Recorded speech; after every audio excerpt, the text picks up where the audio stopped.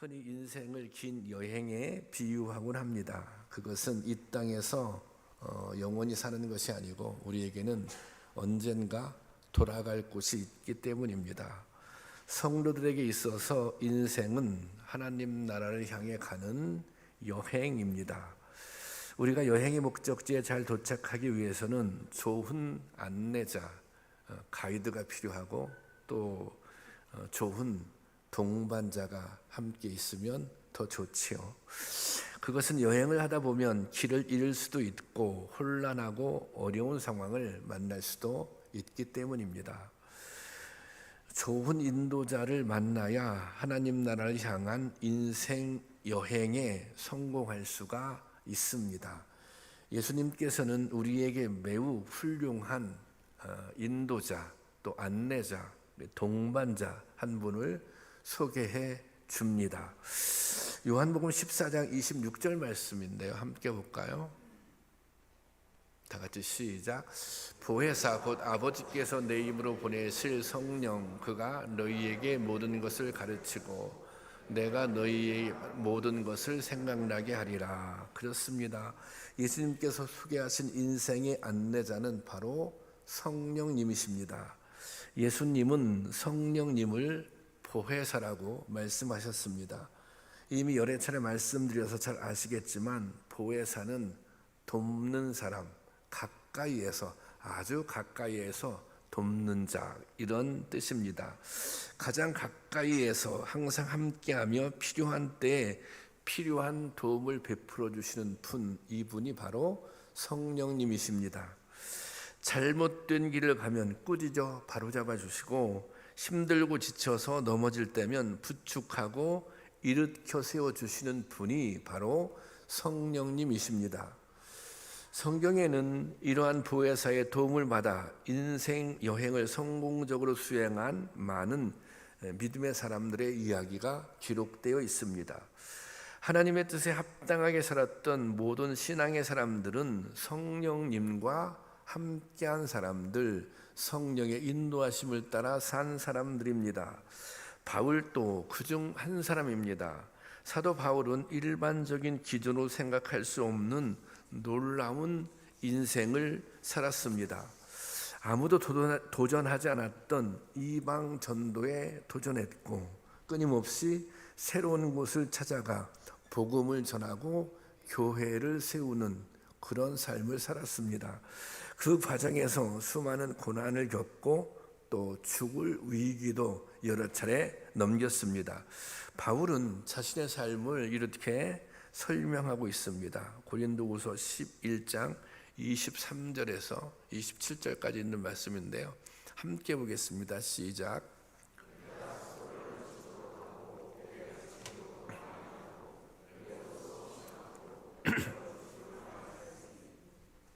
그 다음 절. 유대인들에게 40에서 하나 감한 매를 5번 맞았으며 3번 태장으로 맞고 1번 돌로 맞고 3번 파선하고 1주야를 깊은 바다에서 지냈으며 여러 번 여행하면서 강의 위험과 강도의 위험과 동족의 위험과 이방인의 위험과 시내의 위험과 광야의 위험과 바다의 위험과 거짓 형제 중에 위험을 당하고 또 수고하며 애쓰고 여러 번 자지 못하고 줄이며 목마르고 여러 번 굶고 춥고 헐벗었노라. 보통 사람 같으면 결코 감당할 수 없는 삶을 살았던 것입니다. 정말 죽을 고생에 죽을 고생을 더한 인생이었습니다. 하지만 바울은 모든 고난 속에서 그에게 맡겨진 사명을 끝까지 감당했습니다. 감당했을 뿐만 아니라 오히려 기쁨으로, 오히려 감사함으로 이 사명을 감당했습니다. 바울이 어떻게 그렇게 힘든 가운데 이런 사명을 잘 감당할 수 있었을까요? 그것은 그의 삶에 언제나 성령님께서 함께 했기 때문입니다. 성경을 읽다 보면 바울의 여정에서 고비마다 성령님께서 함께 하시는, 또 성령님께서 도와주셨음을 발견하게 됩니다. 성령님은 바울이 혼란과 두려움 속에 있을 때 나아갈 길을 알려주십니다. 장애를 만나고 실패를 겪을 때 위로와 소망을 주십니다. 위축되고 두려움에 사로잡혔을 때 담대한 용기를 주셨습니다. 바울은 이런 성령님의 도우심을 의지하고 그에게 맡겨진, 그에게 주어진 사명을 감당했던 것입니다. 그냥 감당하는 것이 아니라 오히려 기쁨으로, 감사함으로 그 사명을 감당했던 것입니다. 오늘은 바울의 삶을 통해서 성령님과 동행하는 삶, 성령님의 인도하심을 따라 사는 삶에 대해 살펴보고 은혜를 나누고자 합니다. 바울은 처음 예수님을 만났을 때부터 성령의 강력한 역사를 경험합니다. 그는 다메섹 도상에서 예수님을 만난 후 사흘 동안 눈이 먼 채로 앞을 보지 못합니다. 사도행전 9장 8절 말씀 한번 볼까요? 8절 9절 다 같이 시작. 사울이 땅에서 일어나 눈을 떴으나 아무것도 보지 못하고 사람의 손에 끌려 다메섹으로 들어가서 사흘 동안 보지도 못하고 먹지도 마시지도 아니하니라. 이게 눈은 떴으나, 눈을 떴는데 아무것도 보이지 않고, 또 그래서 사람의 손에 이끌려 다메섹으로 들어갔어요. 근데 그곳에서도 사흘 동안 보지 못하고 먹지도 마시지도 못한 상태에서 지내고 있었던 것입니다. 일부 성서학자들은 이 사흘의 시간이 바울의 인생의 전환기였다고 해석합니다. 이전에 세상적인 출세와 성공을 바라보던 육체의 눈이 감겨지고 예수 그리스도를 바라보는 영의 눈이 새롭게 뜨여지는 그런 시간이었다, 그렇게 말합니다. 바울은 자기가 믿고 있는 신념과 목표를 향해 질주하던 사람이었습니다. 그는 거침없이 성공 가도를 달리고 있었습니다. 그는 정말 잘 나가던 그런 사람이었습니다. 그런데 예수님의 부르심 앞에서 꼬꾸라졌고 이제는 앞도 볼 수 없게 되었습니다. 사람들의 손에 이끌려 겨우 다메섹 성으로 들어갔는데 먹을 수도 없고 마실 수도 없었습니다. 완전히 무기력하고 절망적인 상황인 것입니다. 이처럼 바울이 아무것도 할 수 없는 그때에 성령님께서 일하기, 성령님께서 역사하기 시작합니다. 주님은 성령을 통해 다메섹에 살고 있는 제자 아나니아에게 임하셨고 바울을 찾아가도록 그렇게 명령하십니다. 당시 바울은 예수 믿는 사람들을 핍박하는 일에 열심을 내던 아주 악명이 높은 그런 사람이었습니다. 그러니 이 아나니아는 이런 바울을 찾아가는 것이 선뜻 내키지 않았습니다. 바울이 사울이죠. 사울을 찾아가다가 무슨 해코짓을 당하는 것은 아니야. 여태까지 그런 일들을 해왔으니. 하지만 성령께서 강력하게 아나니아에게 말씀을 하십니다. 사도행전 9장 15절 말씀입니다. 함께 볼까요? 주께서 이르시되 가라, 이 사람은 내 이름을 이방인과 임금들과 이스라엘 자손들에게 전하기 위하여 택한 나의 그릇이라. 이게 주께서 이르시되 가라, 망설이고 있는 아나니아에게 주께서 이르시되 가라, 이 사람은 나를 위하여 이방인들과 또 이스라엘 자손들에게 하나님의 말씀을, 복음을 전한 나의 그릇이다. 이제 그렇게 말씀하셨어요. 결국 아나니아는 주님의 명령에 따라 바울을 찾아갑니다. 9장 17절 말씀입니다. 다 같이 볼까요? 시작.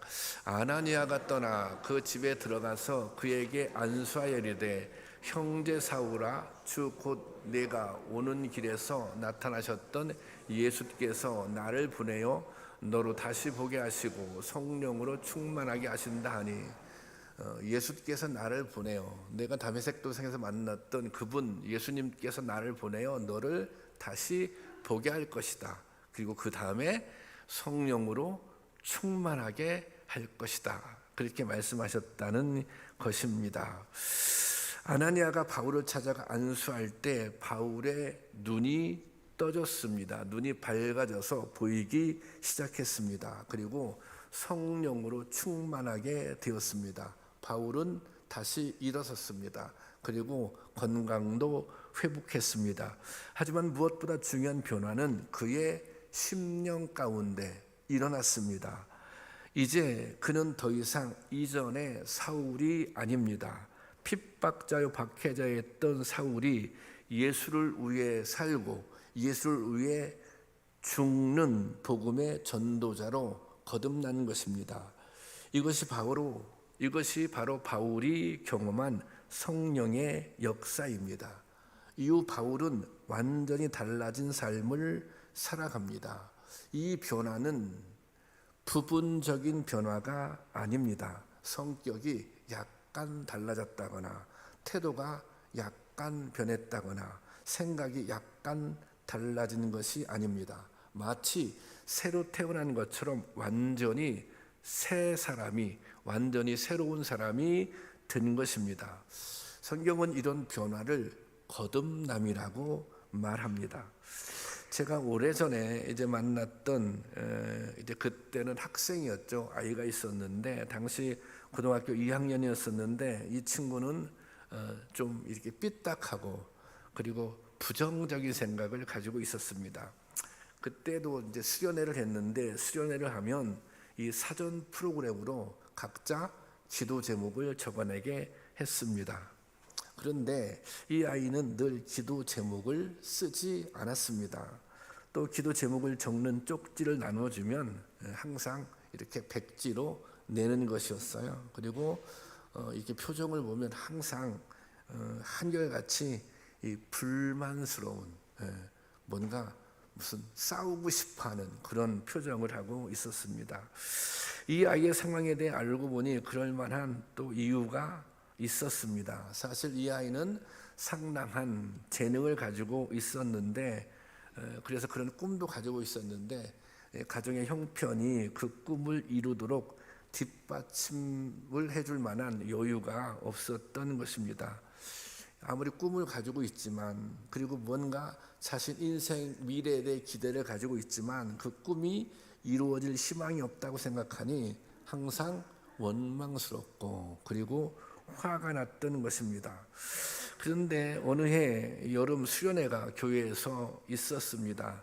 우리 교회 청소년 수련회도 이제 그렇게 하는데 수련회를 하면 뭐 찬양을 많이 부르잖아요. 찬양을 하고 또 말씀을 듣고 그리고 또 찬양을 하고 기도를 합니다. 또 기도하다가 다시 찬양을 하고 그리고 이 찬양 집회가 은혜스러워지면 이 시간이 굉장히 또 길어집니다. 이 아이들이 막 불이 붙으면 기도를 뭐 1시간, 2시간까지 막 하더라고요. 뭐 그때도 아마 그랬던 것 같습니다. 그런데 그 찬양하는 시간에 이 친구가 정말 은혜를 받았습니다. 이 친구가 성령을 받았습니다. 근데 뭐 1시간 이상을 엉엉 울며 기도하더라고요. 그리고 그냥 기도하는 것이 아니라 정말 이렇게 막 마룻바닥을 치고 막 부르면서 이 뭐라 그럴까요? 막 통곡하면서 그런 기도를 하더라고요. 그리고 그 후에 집회가 끝나고 난 후에 이 아이가 달라졌습니다. 냉소적인 아이가 달라졌습니다. 꿈이 생기고 또 기도의 제목도 생기고 교회를 좋아하게 되었습니다. 그때 제가 그 아이하고 이런 대화를 나눴습니다. 야, 목사님하고 약속 하나 하자. 내가 너에게 해줄 얘기가 있어. 만약에 네가 하나님 보시기에 좋아할 만한 그런 모습 또 그렇게 살아간다면 하나님께서도 너를 가장 좋은 길로 인도할 것이다. 그러니까 네가 앞으로 하나님께서 좋아할 만한 그런 삶을 살 수 있겠어?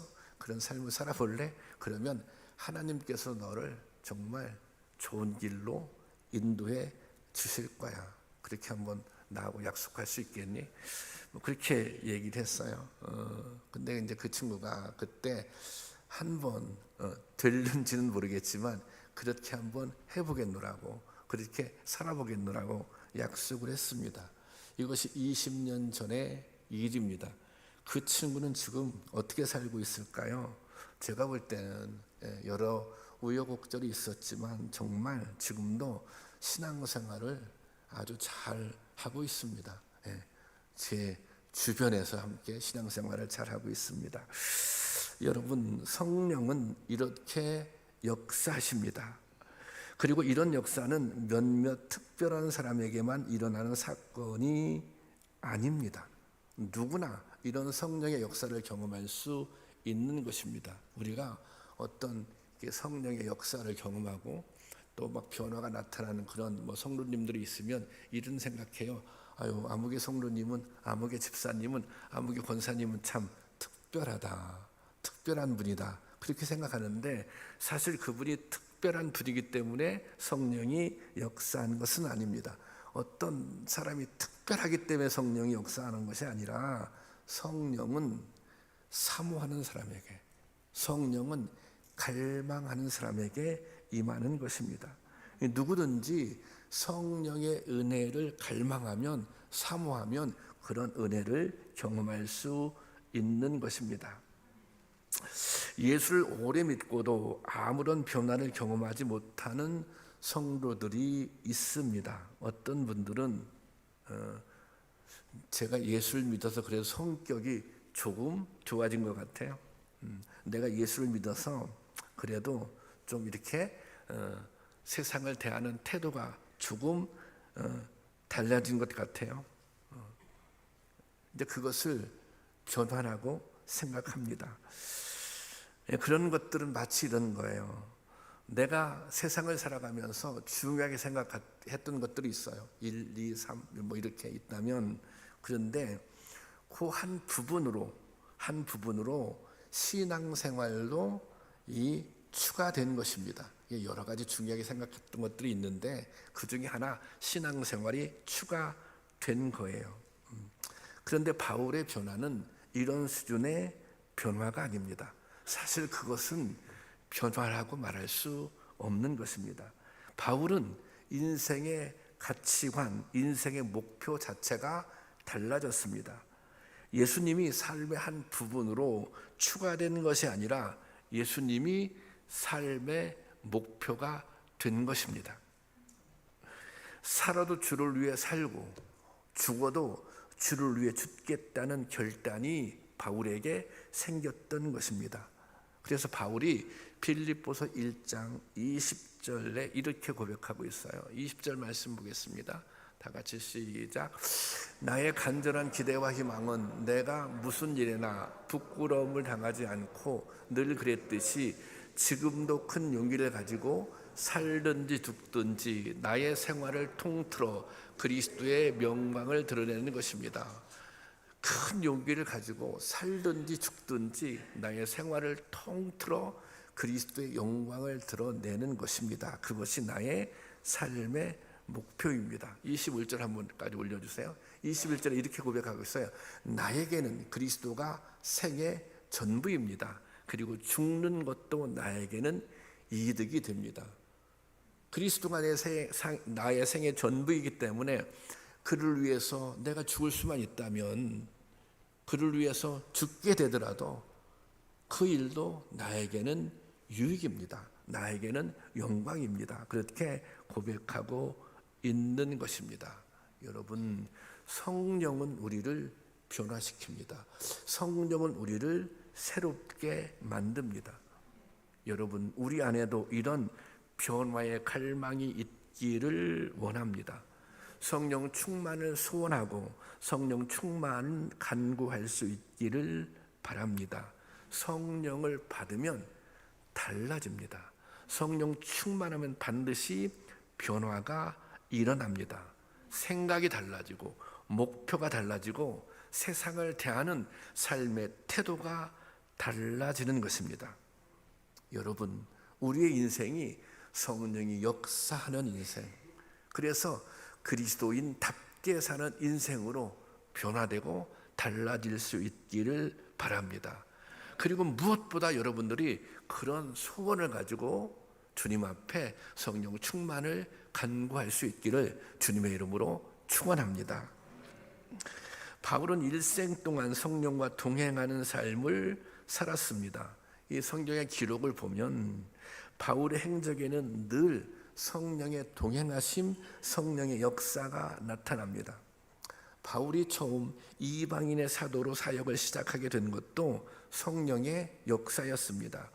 바울은 바나바의 부름에 따라 안디옥 교회에서 처음 사역을 하기 시작합니다. 이 당시 안디옥 교회는 이 예루살렘 교회가 박해를 당하자 사람들이 예루살렘 교회를 떠나게 돼요. 떠난 사람들이 안디옥에 모이기 시작했어요. 그래서 안디옥 교회가 막 부흥을 하게 돼요. 그때 사역자가 바나바예요. 그 바나바가 함께 사역을 하자고 바울을 부릅니다. 근데 당시에 바울은 이 예루살렘 교회 이 사도들이 바울을 별로 인정하지 않았어요. 왜냐하면 과거에 나쁜 기억이 아직도 있었기 때문입니다. 이제 그런 바울을 불러서 이제 바나바가 함께 사역을 하게 된 거예요. 그런데 이 안디옥 교회는 열심히 기도하던 그런 성도들이 여럿이 있었습니다. 그래서 그들이 교회 안에서 금식하며 기도할 때 이 성령의 음성을 듣게 됩니다. 그것이 사도행전 13장 1절 말씀이에요. 함께 보겠습니다. 시작. 안디옥 교회에 선지자들과 교사들이 있으니 곧 바나바와 니게르를 하는 시몬과 구네레 사람 루기오와 분봉왕 헤롯의 젖동생 및 사울, 뭐 이렇게 기도를 열심히 하는 성도들이 있었어요. 2절은 제가 보겠습니다. 자, 그들이 주를 섬겨 금식할 때 금식하며 기도했다는 거예요. 금식할 때 그 다음 보면 성령이 이르시되, 성령께서 말씀하셨어요.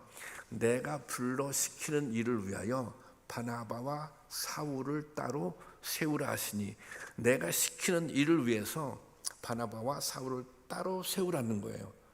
여기서 성령께서 이르시는 내가 불러 시키는 일, 그 일이 무엇이에요? 그 일이 이방 지역에 복음을 전하는 일이었습니다. 그래서 바나바가 이방 지역에 전도에 나서게 된 것입니다. 바울은 성령의 인도하심 따라 이방 지역의 전도를 시작하게 됩니다. 이 여정에 정말 성령의 역사가 함께했다는 거예요. 아까 우리가 그 말씀을 봤잖아요. 얼마나 많은 어려움을 당했는지, 얼마나 많은 고난을 당했는지, 얼마나 여러 차례 죽을 고비를 넘겼는지, 그것을 다 이겨낼 수 있었던 것은 무엇이었다? 성령님께서 함께 하셨기 때문에 가능했다는 것입니다. 이 바울이 다메섹 도상에서 회심한 이후에 계속 전도 여행을 합니다. 1차 전도 여행, 2차 전도 여행, 3차 전도 여행, 이렇게 전도 여행을 하는데 1차 전도 여행 때는 이 아시아권을 중심으로 전도 여행을 했어요. 그리고 다시 좀 텀을 가지고 2차 전도 여행을 떠납니다. 2차 전도 여행을 떠날 때 바울은 1차 전도 여행을 할 때 세웠던 교회들이 있잖아요. 그 교회를 좀 그 지역을 돌아보고 아시아 지역에 아직도 복음을 전하지 못한 곳이 있으니까 그곳에 가서 복음을 전하려고 마음을 먹습니다. 그런 계획을 가지고 떠납니다. 그런데 이 계획이 아시아 남은 지역에서 복음을 전하고자 하는 계획이 자꾸만 가로막히게 됩니다. 그래서 엉뚱하게 이 아시아 지역이 아니라 그 정반대 방향인 드로아로 가게 됩니다. 자, 지금 바울이 계속해서 그 지역에 가서 아시아 지역에 가서 전도를 하려고 했는데 이게 지금 막히고 있잖아요. 만약 이런 상황을 만나게 된다면 대개는 낙심하게 됩니다. 아니, 내가 정말 전심으로 이 복음을 전하려고 하는데 왜 이렇게 자꾸만 문제가 생기지? 왜 그렇게 자꾸만 장애물들이 생기지? 그러니 원망하는 마음도 들 수 있습니다. 그리고 포기할 수도 있습니다. 하지만 바울은 이처럼 좌절과 문제를 만나는 바로 그 지점이 성령의 역사를 경험할 수 있는 기회였습니다. 그 좌절의 순간에 뭔가 내 계획인데 그 계획이 가로막히는 그 순간, 그 지점이 성령의 역사를 다시 경험할 수 있는 그런 기회였다는 것입니다. 성경은 이때 상황을 이렇게 기록하고 있습니다. 오늘 본문 말씀인데요, 제가 세 번역으로 올려놨어요. 6절 한번 보겠습니다. 6절. 다시 시작. 아시아에서 말씀을 전하는 것을 성령이 막으심으로 그들은 부르기아와 갈라디아 지방을 거쳐가서, 그러니까 아시아로 가려고 하는데, 이게 이제 여기는 구체적으로 얘기하자면 이 터키 북부 지역이거든요. 그곳으로 가려고 하는데 길이 막힌 거예요. 그래서 바울이 쉽게 포기할 사람이 아니잖아요. 그래서 이제 이게 돌아서 가야겠구나. 그래서 갈라디아 지방을 거쳐서 돌아서 그곳에 가려고 했던 거예요. 자, 7절 제가 볼게요.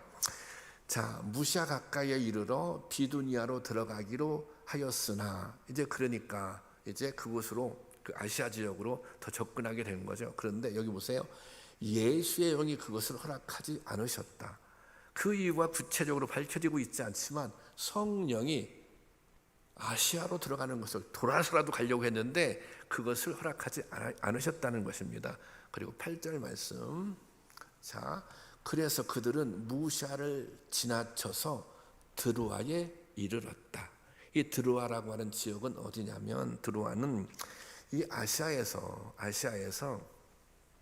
그 이제 유럽으로 넘어가는, 이 말하자면 그런 유럽으로 넘어가는 관문일 수 있어요. 그곳에서 뭐 이렇게 배를 타고 건너면 금방 가고, 또 이렇게 도보로 육상으로 움직여도 바로 마게도니아, 유럽으로 들어갈 수 있는 거예요. 어떻게 움직이다 보니까 유럽의 관문인 드로아로 가게 되었다는 것입니다. 그에게 차질이 생기고 어쩔 수 없이 목표를 수정할 수밖에 없게 된 것입니다. 그런데 이것이 성령이 하시는 일이라면 여기에는 하나님의 다른 계획이 있다는 것입니다. 나와 뜻이 다르고 나의 계획이 무산되었지만 그것이 실패는 아닌 것입니다. 하나님의 시야는 내가 헤아릴 수 없을 만큼 크십니다. 하나님의 역사 또한 내가 생각할 수 있는 한계를 넘어섭니다. 이 사실을 이사야 선지자가 이렇게 고백하고 있어요. 이사야서 55장 8절 말씀인데, 이 말씀은 제가 보겠습니다. 이는 내 생각이 너희 생각과 다르며 내 길은 너희의 길과 다름이니라. 여호와의 말씀이라. 너가 지금 생각하고 있는 거 있어? 이사야 선지자겠죠. 근데 그것이 나와 다를 수 있어. 네가 지금 걷고자 하는 길이 있지. 그런데 그 길이 나와는 다를 수 있어. 자, 그 다음 말씀 같이 보겠습니다. 시작. 이는 하늘이 땅보다 높음 같이 내 길은 너희 길보다 높으며 내 생각은 너희의 생각보다 높음이니라. 왜 그런 차이가 나는가? 그것은 내 길은 너희의 길보다 높으며 내 생각은 너희의 생각보다 높음이니라. 하나님의 생각, 하나님의 계획은 우리의 지혜로, 우리의 생각으로 다 헤아릴 수가 없는 것입니다.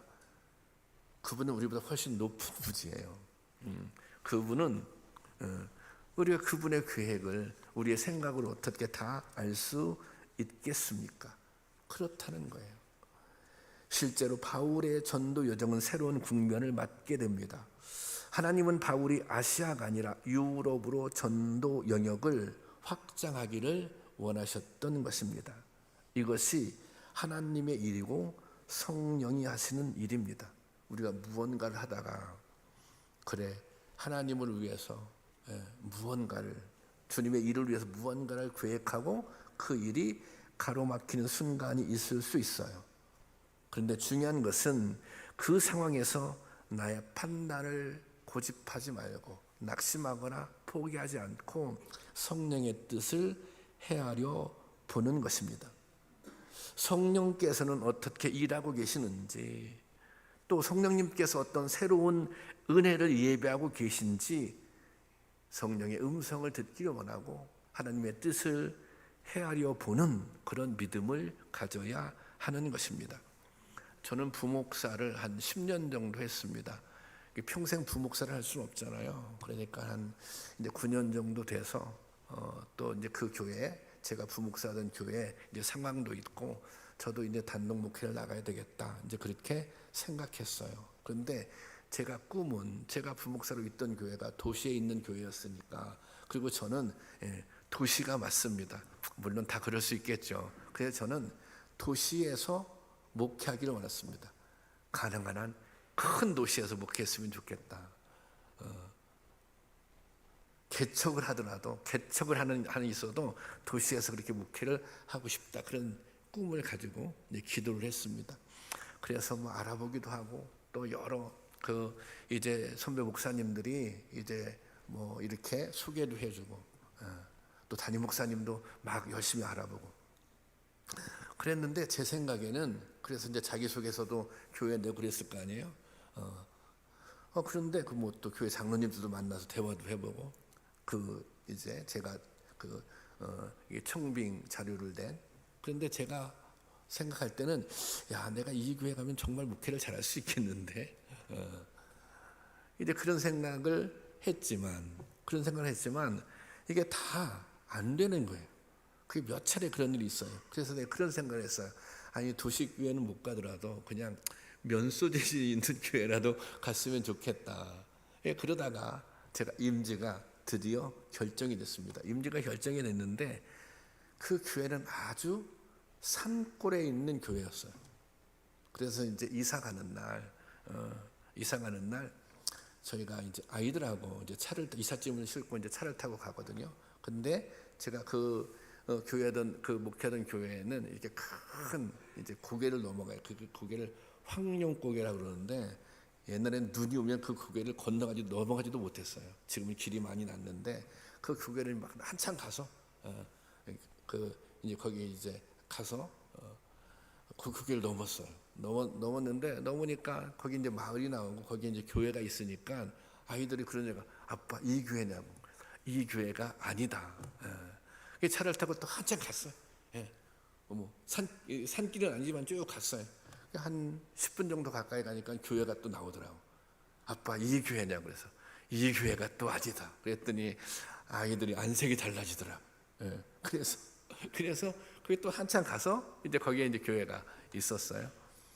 그 교회는 뭐 작은 이제 시골 교회였어요. 그래서 우리 작은 아이가 거기 초등학교를 들어갔는데, 그 학교는 뭐 전체 그 학생들이 한 30명도 채 안 돼서, 이 아이는 그 반이 2명인가 돼요. 2명. 그래서 6학년 언니들하고 복식 수업을 하는 이제 그런 학교였어요.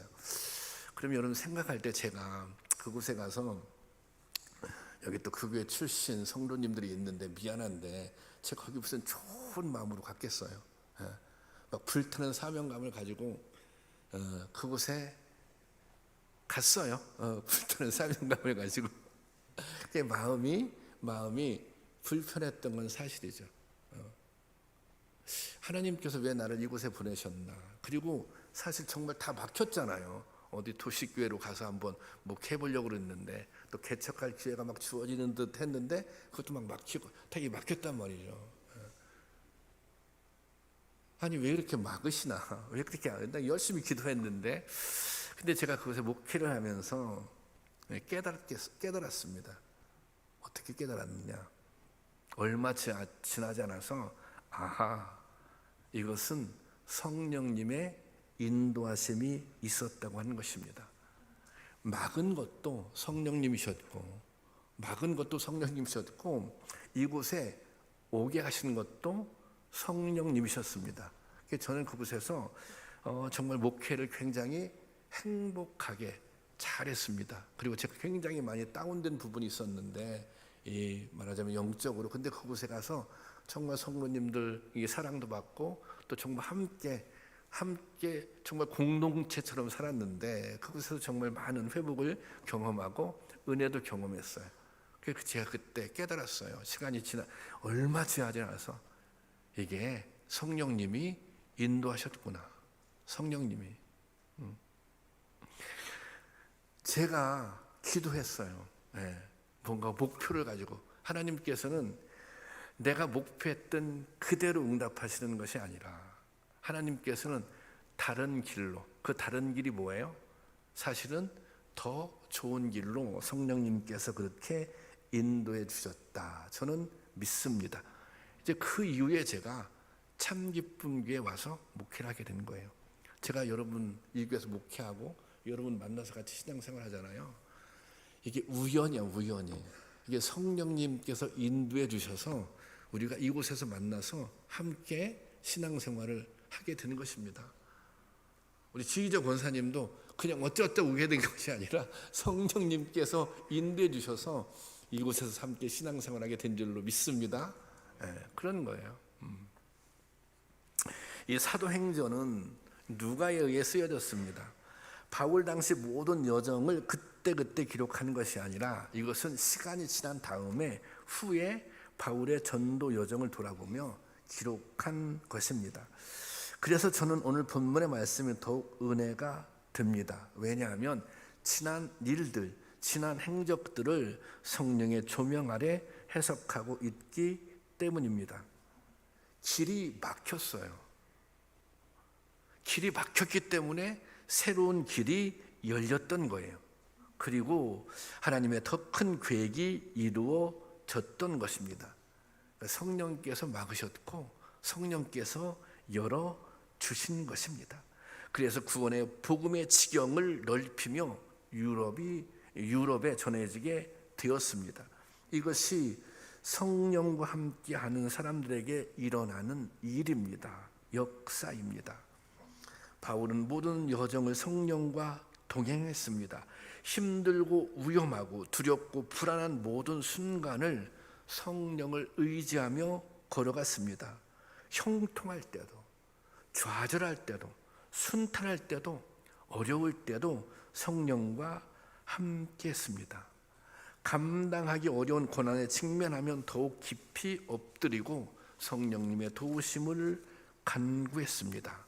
여러분, 오늘 우리에게도 이런 은혜가 임하기를 원합니다. 성령님의 인도하심을 따라 사는 은혜가 있기를 바랍니다. 그리고 내가 성령님의 인도하심 가운데 내가 있다라고 하는 확신을 가질 수 있기를 바랍니다. 여러분, 성령님이 인도하실 때 회복의 은혜를 경험할 수 있습니다. 성령님의 인도하심을 믿을 때 치유를 경험할 수 있습니다. 성령님이 인도하실 때 우리는 궁극적으로 승리할 수 있습니다. 그런데 이게 어려운 일이 아닙니다. 이게 힘든 일이 아닙니다. 우리가 갈망하면 됩니다. 우리가 사모하면 됩니다. 성령님, 저를 인도해 주세요. 성령님, 저에게 지혜를 주세요. 성령님, 저를 회복시켜 주세요. 성령님, 저를 치유해 주세요. 성령님, 저에게 역사하셔서 저를 변화시켜 주세요. 저로 하여금 성도답게 살게 해주세요. 그렇게 성령님을 갈망하면 반드시 성령님께서 역사하시는 것입니다. 여러분, 그런 성령의 역사, 또 성령의 인도하심이 우리 가운데 임할 수 있기를 주님의 이름으로 축원합니다.